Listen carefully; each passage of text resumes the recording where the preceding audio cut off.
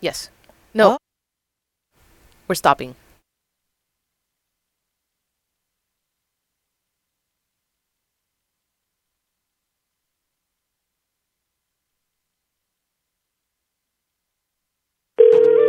I feel very called to become a member of the Catholic Church. Love the Catholic Church. It's just the best place to be. From the studios of EWTN, this is Open Line.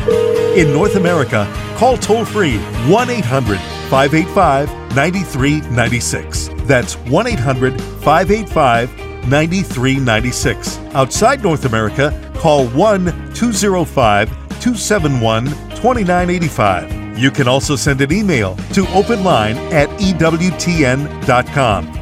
EWTN's Open Line is live on the air across the country, around the world. You can chime in with your questions, with your comments, through a number of channels here to be able to speak to our pro-life warrior princess, as always on Tuesday here on EWTN Open Line, Barbara McGuigan. How are you, my dear? I'm good. I only hear the warrior princess from you, and that's why it cracks me up, because I'm anything but a princess, let me tell you. But you are a warrior. Yeah, but I'll And grant you saying that. warrior only is far too masculine, so we have to, make it real. You accessorize so well. You're so feminine, warrior princess, and there you go. Well, that's So good. there's the delicacy and the firmness and the strength all together in one. That's Barbara McGuigan for you. Oh, God love you. All righty. Thank you. I'll go with that if you say it. Oh, yeah, you bet. Yeah, vote for me. Okay. Oh, always I would. Are you kidding? Oh, yes, I know you would. Well, presidential elections are coming up, and Yep. let's set the tone, explain how the show works for those of you who are listening and joining us for the very first time. If you are coming back to this broadcast and you're familiar with Open Line, we welcome you back. We want you to call in and participate and share your questions and comments here with Barbara McGuigan on this pro-life Open Line Tuesday. My name is Elena Rodriguez. I'm sitting in for Jack Williams, who is away today. He's on a very noble mission. He is moving his daughter to college in Franciscan University in Steubenville. For the first time, she will start college. So we keep our dear Jack and his daughter in our prayers. Our producer is Michael McCall, the brave Michael McCall, recovering from a tooth fracture, very painful. And also we keep him in prayers as he prepares to get married later on next month to the lovely Alicia. And our call screener is the mighty warrior, Matthew Gabinski. So that is our team. The other member that's missing is you. So we're going to open up our lines so that you can call in and be part of this show. 1-800-585-9396. That number again is 1-800-585-9396. Our international line is also open and available right now. That is country code 1, then 205-271-2985. Again, our international number is 1-205-271-2985. And Barbara, we also want to keep an eye on the pro-life topics, but also keep an eye on what's going on our everyday lives. And we know that here in the United States, the presidential election is coming up in 76 days, 10 hours, 54 minutes, and 49 seconds. You got that. But who's right. counting? And of course, around the world, that's also an important topic because a lot of countries look to what's happening in the United States. Sometimes what happens here, and most times I know that's the case for Latin America, what happens here in the United States keeps trickling down a few years further down the road and starts to show up and pop up in our countries in Latin America, and then it extends to the whole world. And I know that you've received a number of inquiries and concerns from listeners and viewers about how to understand this upcoming presidential election here in the United States. Yes, I have. And if they remember, if you were listening to Open Line a couple of weeks ago, you heard a caller who said she would not vote for either candidate because each is morally corrupt. And you heard me remind her of the Republican nominees list of 11 potential nominees to the U.S. Supreme Court. Every one of them pro-life. And, Elena, that's all signed, sealed, and certified by staunchly committed pro-life organizations. They even released the list, okay? So that fact alone should be enough to persuade anyone. Because here's the thing. If voting in this upcoming election were merely just a way of expressing our opinions about the candidates, either one, of their personal characters, well, I get that. I totally understand how one might think to vote. But I would just like our listeners to consider that this election has to do with how the candidates' respective political machines are likely to help or hurt our church, our fellow citizens, and mostly the unborn ones, and our whole nation as a whole. So, the Democratic candidate is the first presidential candidate that Planned Parenthood's Action Fund has ever endorsed. She has talked wildly cheering Planned Parenthooders in her audience, saying, "I will always have your back." Now, is it possible that any candidate adhering to this platform would appoint pro-life justices?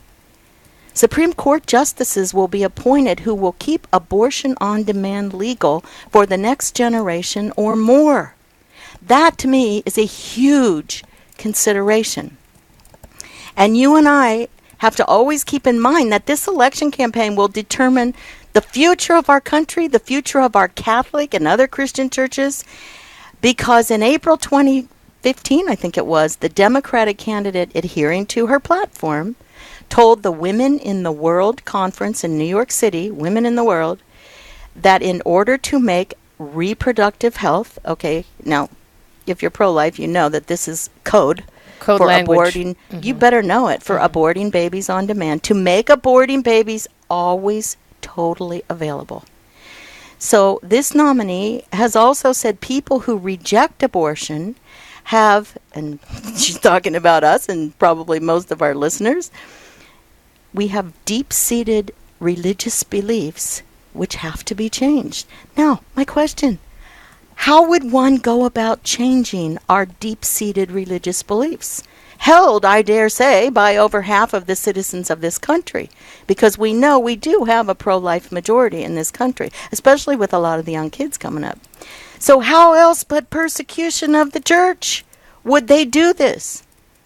Ridiculous indoctrination, sensitivity training sessions, I would say in the best case, and fines and jail sentences in the worst case. And trust me, I have already spent time in jail for trying to save unborn babies and their mothers from abortion. The police department in this city refused to arrest us. They had a pro-life police chief, one of 9 kids. But the abortionist had no qualms, even on Good Friday. So, in Evangelium Vitae, number 73, St. John Paul, now St. John Paul, said, "From the very beginnings of the church, the apostolic preaching reminded Christians of their duty to obey legitimately constituted public authorities, but at the same time, it firmly warned that we must obey God rather than men. In the Old Testament, precisely in regard to threats against life," this is St. John Paul, "we find a significant example of resistance to the unjust command of those in authority." Now, I wasn't completely up on this. After Pharaoh ordered the killing of all newborn little baby boys, remember? Oh, yeah. Well, the Hebrew midwives refused to do this. And our Pope said, our past Pope, now Saint, said they did not do as the king of Egypt commanded them, but they let the male little boys live. But the ultimate reason for their action, he said, should be noted. The midwives feared God. Now, this doesn't mean shaking in your boots in front of God, right? This means knowing who God is and who we are and what he expects of us. That's all. You have respect, the utmost respect. And our Pope said it is precisely from obedience to God, to whom alone is due, that fear, which is acknowledgement of his absolute sovereignty, who he is, that the strength and the courage to resist unjust human laws are born. It is the strength and the courage of those prepared even to be imprisoned or put to the sword, in the certainty that this is what makes for the endurance and faith of the saints. Now, of course, there are going to be some, Elena, who will not vote. As Archbishop Chaput wrote, it's a matter properly reserved for every citizen's informed conscience. But then he said he immediately recommends that we read Living the Gospel of Life, which he refers to as the best brief guide to American Catholic political reflection yet produced. This was in 1998 when they did this. So the good bishop ends his thoughts, and then I'll end mine, by saying the next few months will determine the next decade and more of our nation's life. He said we need to be awake, we need to clear our heads of media noise, and we need to think quietly and carefully before we vote. None of us, he said, can afford to live the coming weeks on autopilot. That's what he said at the end of his thoughts. What Living the Gospel of Life ends by saying, in part, the future of a nation is decided by every new generation. Freedom always implies the ability to choose between two roads, one which leads to life, the other death. It is now our turn to choose.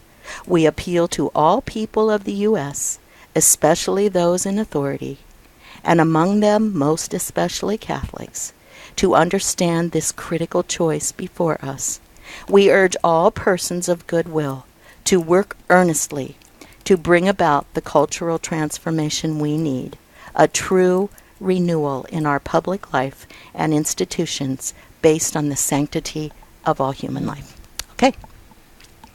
Well, there's definitely a lot to ponder here on EWTN's Open Line with Barbara McGuigan here on this Tuesday, 13 minutes past the hour.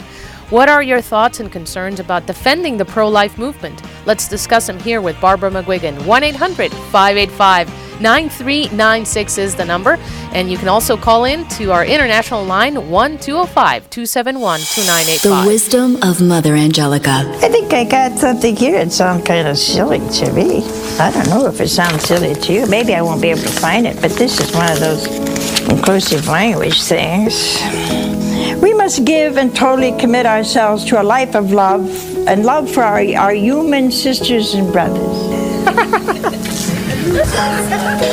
What other kind of sisters and brothers? You can't get mad at a man like this. See, he got scrupulous. He didn't want to. He had to say sisters and brothers, but he had to admit they're human. Whether you're at home, at work, in the car, you can follow what he teaches 24 hours each day. We're EWTN Radio. And just to let you know, I'm a returning Catholic because of EWTN. Bless you guys and keep it up. And you're invited to visit our website too. Just log on to www.ewtn.com. That's www.ewtn.com.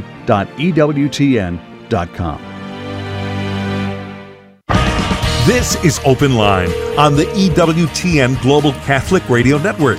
If you have a question or comment, call 1-800-585-9396. Outside North America, call 1-205-271-2985 or send an email to openline@ewtn.com. 15 minutes past the hour on EWTN Radio's Open Line Tuesday with our pro-life warrior princess. On all pro-life topics, womb to tomb, Barbara McGuigan. So, Barbara, here at EWTN, we do not tell anybody who they should vote for or who they should not vote for. We look at what the church teaches. You explain it. You put it in terms that we can understand it. You make it land on our reality every day, day to day. And you also discuss and talk about the 5 non-negotiables. And one of those is also taking into consideration our legislators and what the legislation of the country is, especially since we saw the Supreme Court legalize abortion back on January 22nd of 1973 when Roe versus Wade legalized abortion in the United States.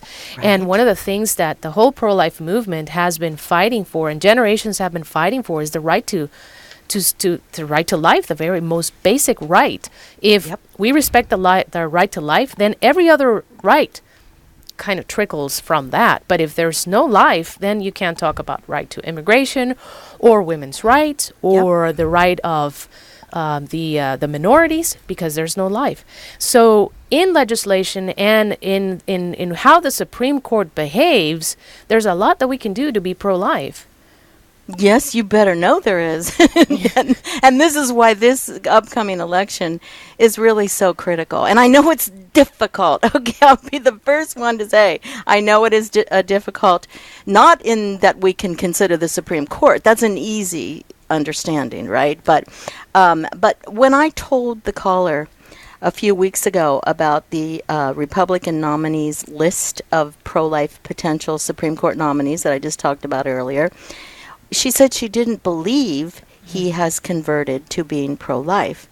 So again, that begged the question to me is, would she rather have someone whom we know is a lifelong pro-abortion extremist hardliner? And that's a fact. She herself says it over and over. So I received an email from someone who also didn't believe me when I pointed out that President Ronald Reagan had become totally pro-life over his political career. And that brings me up to, I want to clear up his record, because I don't think it's fair to let that go down as to say that he did not have a pro-life conversion and all that. So it's true that as governor of California, I'll admit, in June 1967, that was before, of course, Roe v. Wade didn't become law until 1973, Ronald Reagan was in office just 4 months. He signed the Therapeutic Abortion Act. That was in California. He did so under conflicting advice, much of it bad and misleading, and under political pressure. He said later that if he had had more experience, he would not have signed the bill. He said he did not foresee that the act would lead to widespread abortion. And when you think back to 1967, how many of us even heard the word abortion? It wasn't, depending on your age, of course, but it wasn't that we had the knowledge then that we do today about this whole thing. So none of this is an excuse. I'm not saying that. But Reagan said later that the episode sickened him. It also started him on the road to becoming fully pro-life by the time he was the president, which was 1981 to 1989, and being pro-life out of conviction. So many times he expressed regret. Now, how do I know this? You're probably thinking, how in the world does she know what she's talking about? One of my very best friends was a speechwriter for Ronald Reagan. Oh. He was at the White House from 1981 to 1989. Young guy at that time, right? And he heard and he talked. He knew personally this man. And he said, as president, he wrote about the right to life in speeches, special messages and proclamation, constantly encouraged the growing pro-life movement, authored Abortion in the Conscience of the Nation, the first book ever written by a sitting president about abortion, appointed many pro-lifers to the White House staff, to federal judgeships, and throughout the federal government. He signed pro-life legislation, and he signed and implemented life-saving pro-life domestic and foreign policies. Now, okay, the Supreme Court, this is what was thrown up to me. Okay, that was uneven. His nominations, as we know, Sandra Day O'Connor in 1981 was a disaster. But few people know that Ronald Reagan's first choice for that appointment, instead of her, was his pro-life Catholic close friend and advisor, Judge Bill Clark, who turned down the offer. President Reagan's nomination of pro-life Catholic Antonin Scalia, in 1986, gave America a brilliant pro-life justice for the next 3 decades. His nomination of another pro-life Catholic, Robert Bork, in 1987, was torpedoed by Ted Kennedy. The next pick, Douglas Ginsburg, a conservative, withdrew. So you need to know facts sometimes before we come up with some kind of a conclusion that is erroneous. Anthony Kennedy, President Reagan's third pick, was Catholic, but he turned out to be a big disappointment to him. Nevertheless, Look at the rest of President Reagan's record. His Mexico City policy saved the lives of millions of preborn babies overseas by preventing federal dollars from going to groups that committed or advocated abortions. That was Reagan. Millions more American babies' lives have been saved by the Hyde Amendment. That's what the Democratic platform wants to overturn, which Ronald Reagan signed into law 5 times. To this day, it prevents federal funding of many abortions. We've talked about that. So, despite some tragic mistakes, Ronald Reagan was deeply pro-life. And I'll finish up by quoting a line of his State of the Union address in 1986. Here it is. "We are a nation of idealists, yet today there is a wound in our national conscience. America will never be whole as long as the right to life granted by our Creator is denied to the unborn. For the rest of my time, I shall do what I can to see that this wound is one day healed."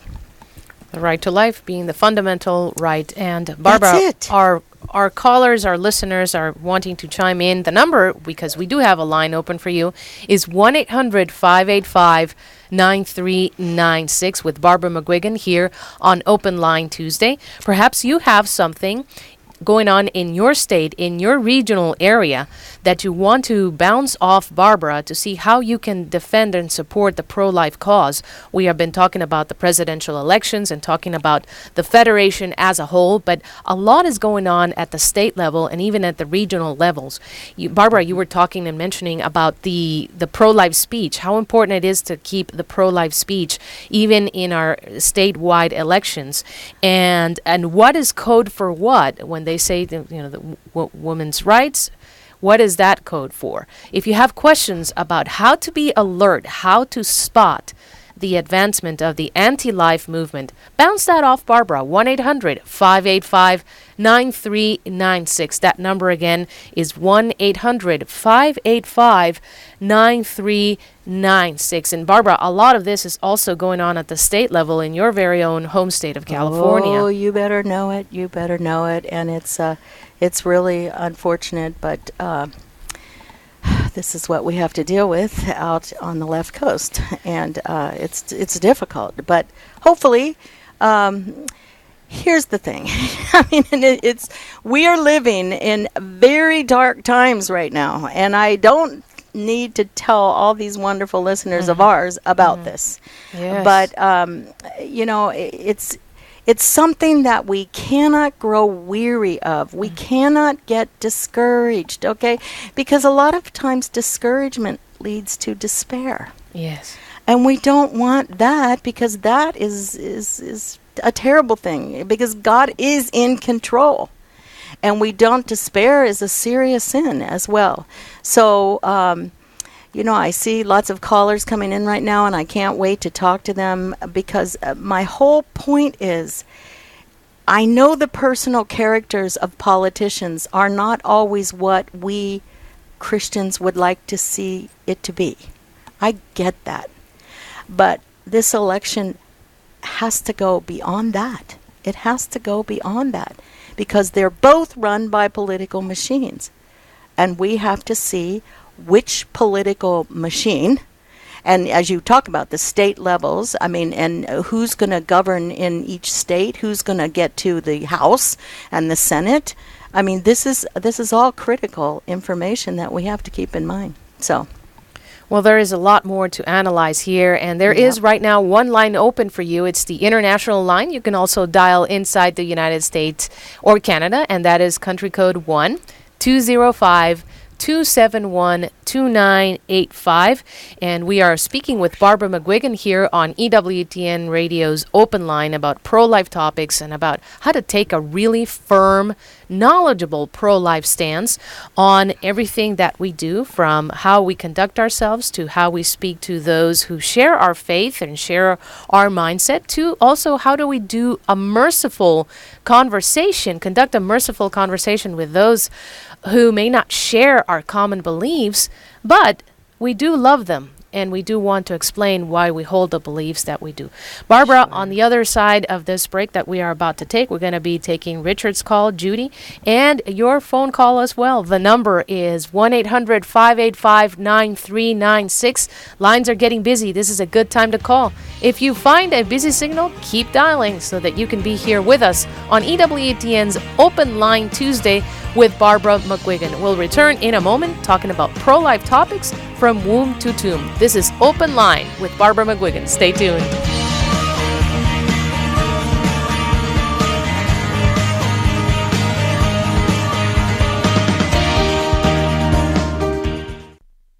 What is the evidence for the existence of God? How can faith and science coexist? How can something come from nothing? Cosmic questions that still elude the mind of man. Philosopher and theologian Father Robert Spitzer ignites an infinite discourse, a transcendent Q&A of sound reason, credible science, and faithful theology. At the intersection of faith and reason, we invite you to explore Father Spitzer's universe. Sunday, noon Eastern on EWTN Radio. Prayer is a conversation, and a conversation goes two ways. We speak and we listen. But how do we listen to God? Do we look for signs? I just saw a leaf blow across the street. Am I supposed to leaf my boyfriend? I guess God can use signs, but for the most part, He speaks more simply than that, through Scripture. Every day before anything else gets into your head, I want you to start by opening the Gospel according to iPhone. It's all right there. Just Google Gospel from Daily Mass. It's really short. Read it. Ask God what He's saying to you through His Word, and then talk to Him from your heart. Make that a daily habit, because if it's not, it'll never happen. Now you might be thinking, I'm not a monk. I can't pray every morning. Look, I know you're not. That's why I'm only asking you for something that takes about 2 minutes.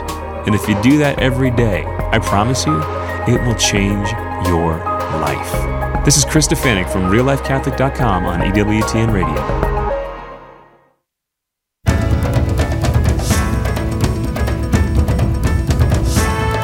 EWTN is available 24 hours a day, 7 days a week.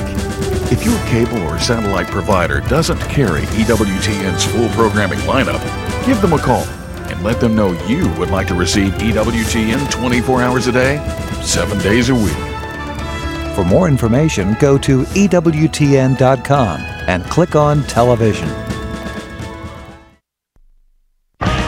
This is Open Line on the EWTN Global Catholic Radio Network. If you have a question or comment, call 1-800-585-9396. Outside North America, call 1-205-271-2985 or send an email to openline@EWTN.com. 29 minutes past the hour here on EWTN Radio's Open Line, discussing today on a Tuesday pro-life topics from womb to tomb with our expert Barbara McGuigan. And I want to invite you to stay tuned to more of EWTN Catholic Radio.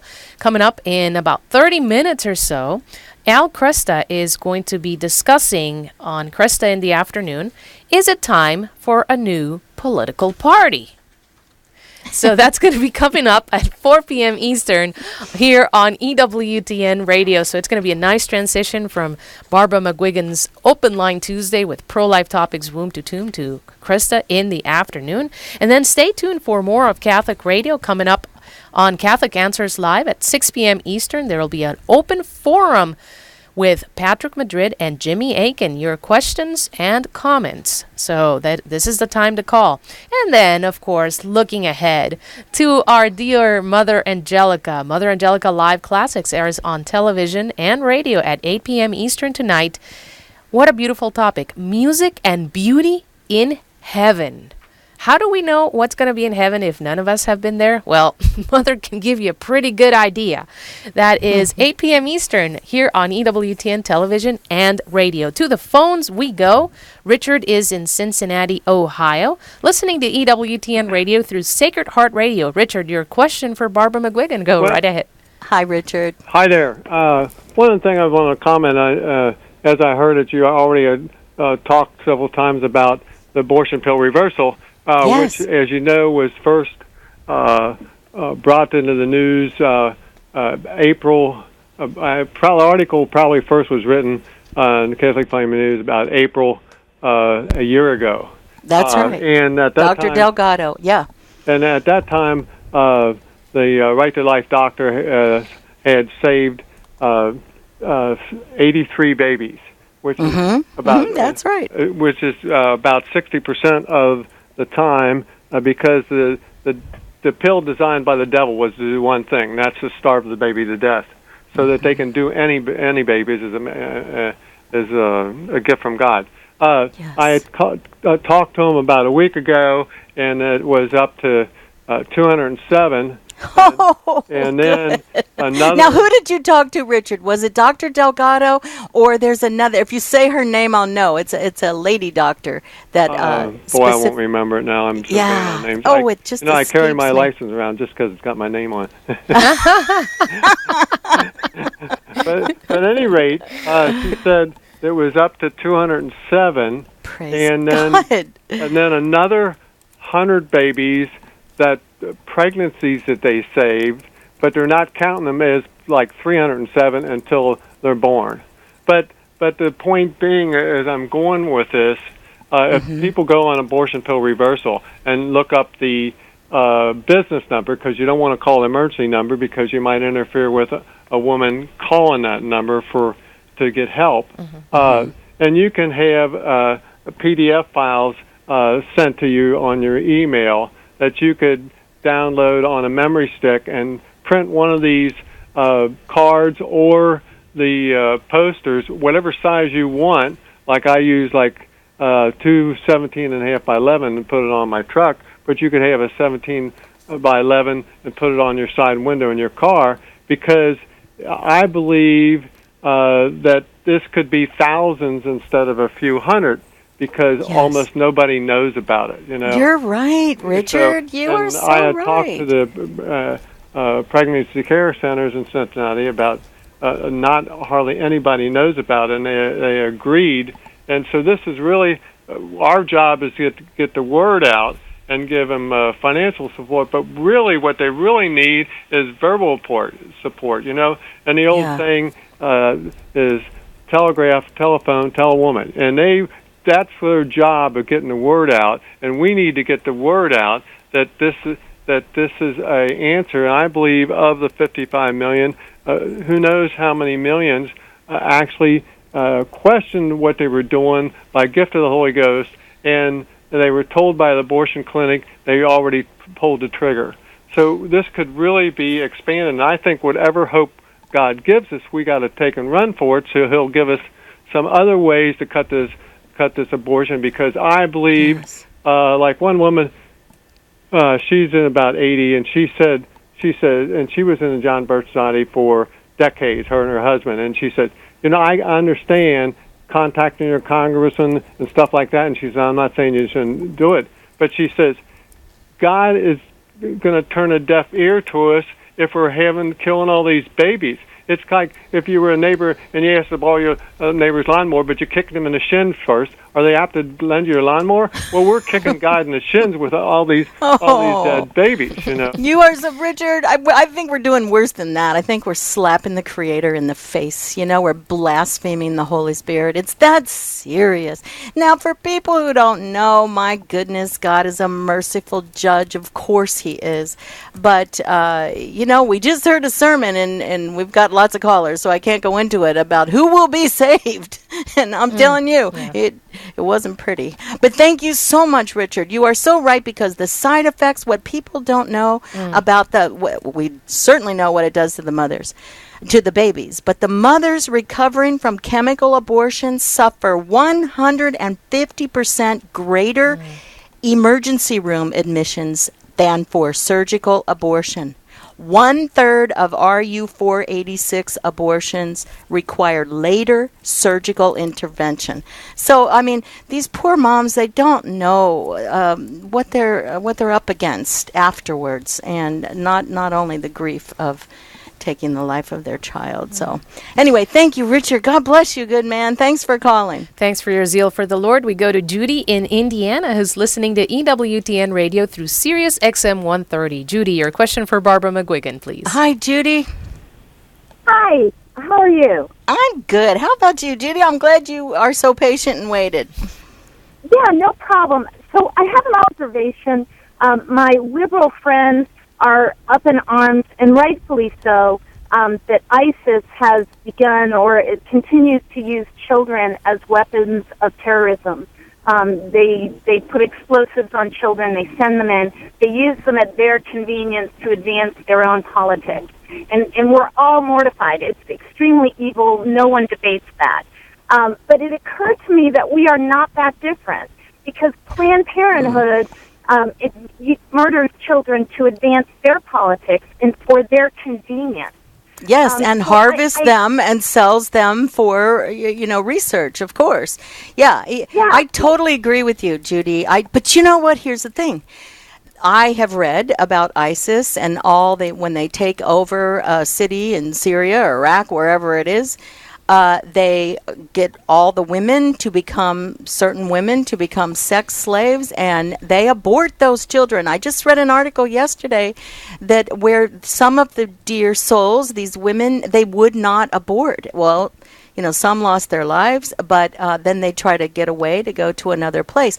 So there again, they are using abortion as a tool to, so that they can have their way with these young women. So it shouldn't surprise anybody that they use children and train them as terrorists to be what do they, block other bodies and everything else? They strap on grenades and whatever they use to them. So it's all killing.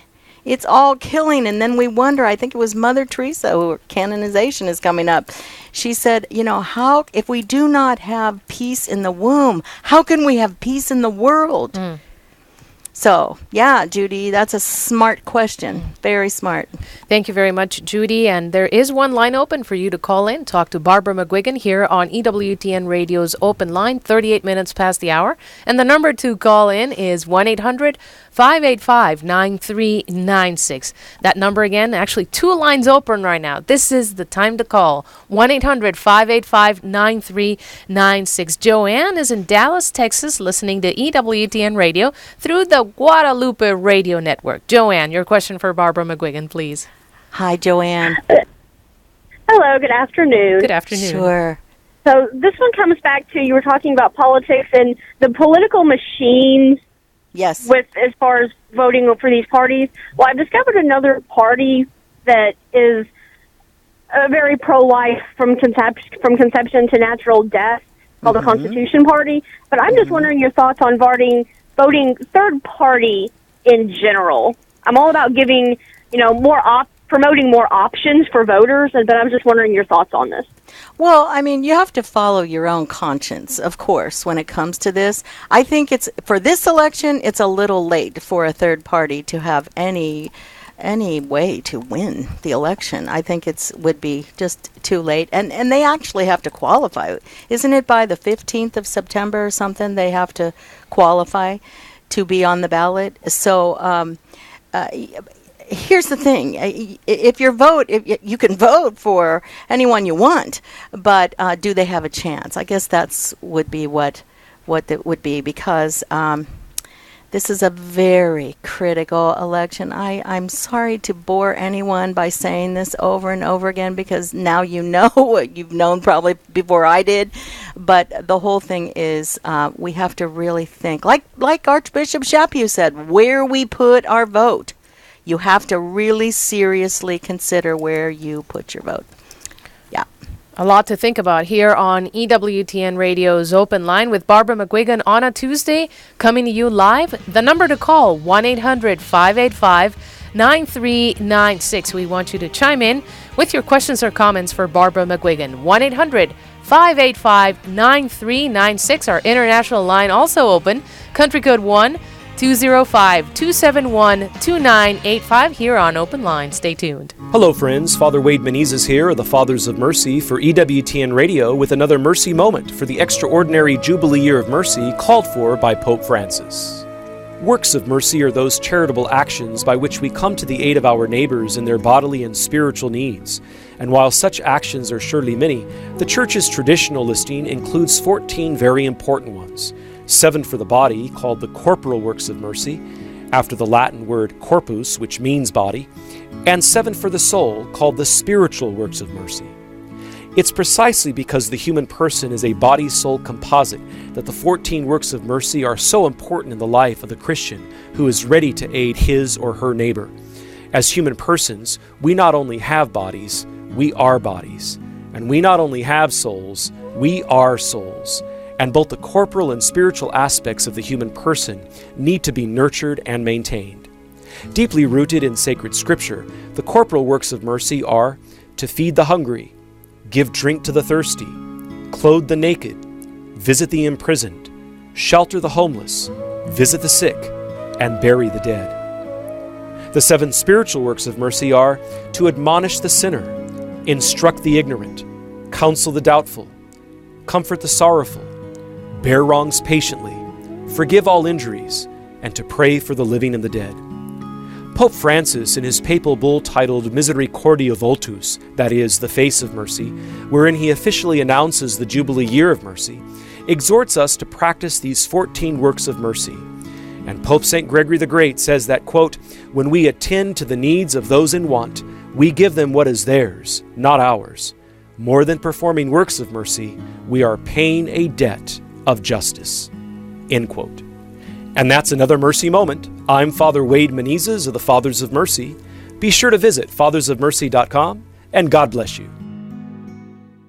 This is John Martinoni, host of Open Line Monday. Hello, this is Archbishop Charles J. Chaput, the Archbishop of Philadelphia, Pennsylvania. This is Jerry Usher, co-host of Take Two with Jerry and Debbie. Thanks for listening to the EWTN Global Catholic Radio Network. This is Open Line on the EWTN Global Catholic Radio Network. If you have a question or comment, call 1-800-585-9396. Outside North America, call 1-205-271-2985 or send an email to openline@ewtn.com. 43 minutes past the hour. Elena Rodriguez here sitting in for Jack Williams and our guest expert today and real host of the show, Barbara McGuigan, our pro-life warrior princess, with Michael McCall producing and Matthew Gabinski taking your calls at 1-800-585-9396. Let's keep going to our dear listeners here. Say that. 9396. Yeah, 9396. I love when you call me an expert, but you know what the definition of an expert is? Somebody who knows a lot about a specific topic? No, a drip under pressure. A drip under pressure? Yeah, that's what I was told one time. An expert is a drip under pressure. Oh, my goodness. Okay, yes, well, Miss Drip, let's go ahead with the phone calls. Okay. I didn't want to call you Miss Pressure, so I thought Miss Drip would be better. I love it. Rebecca, listening in San Antonio, welcome. You're listening through Guadalupe Radio Network, is that right? That's correct. We love our Guadalupe radio listeners. Go right ahead, Rebecca. We sure do. Hi, Thank Rebecca. Hello, Barbara. Hello, Elena. Hello. I have a couple of questions. I need your advice on something. A couple of months ago, before the 4th of July, our parish, because we have a beautiful adoration chapel at our parish, it's Our Lady of Grace here in San Antonio, and we had 9 Fridays of adoration, and it was for our country. And, of course, you can't do that without including prayers for life and, and for the sanctity of life and for religious freedoms and all. And so we did that, and at the very end, when we finished, a woman emailed me and said, I missed the whole thing because I live out of town. Are you going to do it again? So it's been gnawing at me. So today I just made the decision we're going to do it again before elections, and we have a perfect opportunity because we've got, if we start on the 9th of September, we have exactly 9 Fridays, and we did it on Fridays for 2 months, for 9 Fridays in a row. Okay, so I'll get to the questions. I'm sorry. Okay. No worries. That's great news, first of all. That is very great news. And when people want to come and they want to know when the next one is, there's nothing better other than the Mass, the Holy Mass, of course, where we can receive the body, blood, soul, and divinity of Jesus, food for our body, blood, soul, and humanity. Adoration is next. Right. Right. So and what you're doing is, yes, of course, it's beautiful. I'm thankful. So your question is? Okay, so my question is this. So the last time we did it, and I know that I'm a woman and men are different, and maybe it's just me, but the last time that we did it, we prepared a booklet. I prepared a booklet, and I used prayers from the USCCB and also some other, litanies that basic God you run into, and so you added it in a booklet so someone would have something in hand to pray for the hour. But it was a silent, and I understand that it was beautiful and it was silent, but it gnaws at me to think that we don't pray at least something in chorus together during that hour. Of course, I was told, no, just let's do it in silent, and everybody can pray their prayers. And of course, me being human, but are they using the prayers, And I know that it's not about that; it's about talking to God. But anyway, this is my question. First of all, if you were running, I know I ramble. So if you were, doing an adoration hour, would you want to do it orally with recited prayers, because I know that happens, or would you want to run one that was just silent and just provide prayers as a guide? So that's my first question. And then I have a couple others. Well, I think, to be honest with you, I like the silence, because we are so rarely silent. And when we are in front of the tabernacle, we are just as close to Jesus as Mary was when she held him in her womb, right? Whereas just as close to Jesus at his feet as Mary Magdalene was when she sat at his feet. So I would almost suggest give them all the material that you have, which is wonderful, the pro-life material, so that it can kind of help them to, get into the whole adoration, calming their mind and quieting down, that whole thing. But I think the silence is where God can get our ear. It's so hard for him to get our ears during the day and most of the time, it seems. What do you think, Rebecca? I love it. Thank you for that. I needed to hear that because, that you're absolutely right. Well, and I mean, you can always do it the other way once, maybe, and see how. But like you said, we're here to listen to Christ. It's so important. Yes. Right. Very good. Excellent. Thank you for that. Now, second question. I've got two more, but they're brief. And I'll ask them both, and that way I'll just stop talking and you can talk. Rebecca, before you jump onto your second question, let me tell all the rest of the listeners there is one line open. You still have a chance to call in. 1-800-585-9396 is the number. That number again, 1-800-585-9396 to talk to Barbara McGuigan. All right, Rebecca, your second question, please.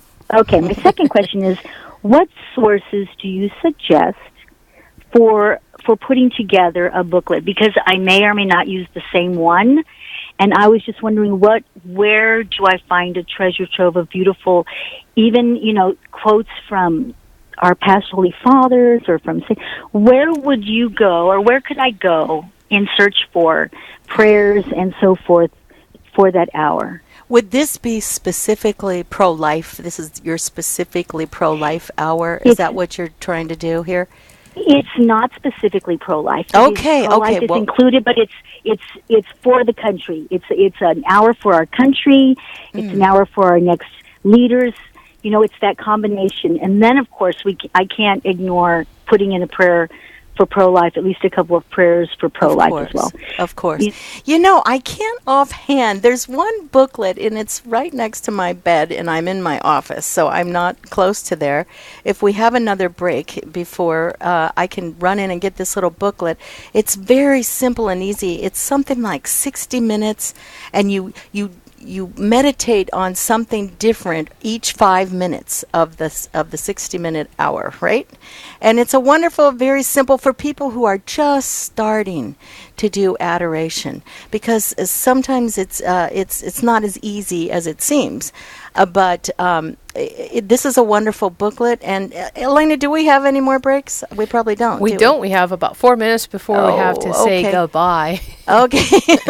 Rebecca, can you email me and I will give you a couple things? Okay. And this is what we can do, Rebecca. You can send your email to openline at EWTN.com. That's openline, one word, at EWTN.com. If you have a question for Barbara McGuigan, you can do the same thing.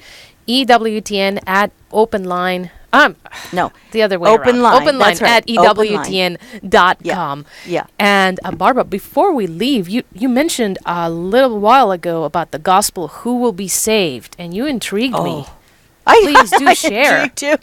Well, it was just 2 days ago, and the question was asked, Lord, will only a few people be saved? And Jesus' answer is essentially, yes, only a few are saved. And so then, he says, many, I tell you, will attempt to enter the narrow gate, but will not be strong enough. These are the words of Christ himself. So what does that say to I thought, whoa, that's so true. And so Lord opened the door for us. That's what I'd want to say right back. Please open the door. And what does he say? I do not know where you are from. Because these people don't truly know God. And when you think about it, they ate and they drank in his company. These were the Palm Sunday crowd that made up of mostly Jews who were actually following him. But his response was, I do not know where you are from. You say you ate and drank with me? Depart from me. And he called them evildoers. He called them evildoers. Yes. So the whole thing is... this is why, and the second reading kind of explained it even better. It tells us to endure our trials as discipline, how to get in through the narrow gate, because that's where the narrow gate comes in. One of the reading before that said, God treats us as his sons. He scourges every son he acknowledges, it says. In other words, a good father disciplines his children because a good father wants his kids to become holy men and women. So that's where the narrow gate comes in. If your relationship with Jesus is very casual and your prayer life is a few whisperings on your pillow at night, for Pete's sake, will he say, I don't know where you are from? I can't imagine the terror if I heard that. Is your heart a heart of love like Jesus' heart? Then you will be entering the narrow gate because Jesus is the narrow gate. And his church has laws that if we study them and become disciples by training our minds and our hearts to understand them, the teachings of Christ, and accepting his discipline and making the necessary corrections, therein lies the hard part, making the corrections, he will be waiting for us at the gate and for all the souls that we bring to him. So that's why that gospel, I'm thinking to myself, we really have to think about, this whole idea of taking the narrow gate. And it's wide open for us when you think about it, when you have such a wonderful church. Sure. Yeah. In the wise words of our producer, Michael McCall, thank God the narrow gate is made available to us. There you go.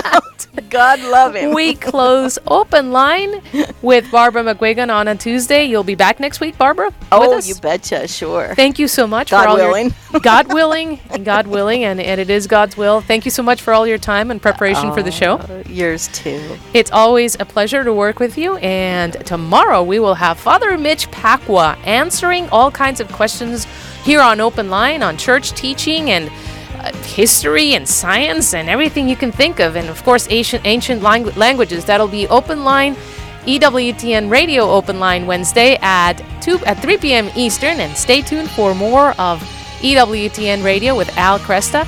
My thanks to Michael McCall, Matt Kubinski, and my thanks to you, and above all, thanks to God. God bless you, and we'll see you. Stick around.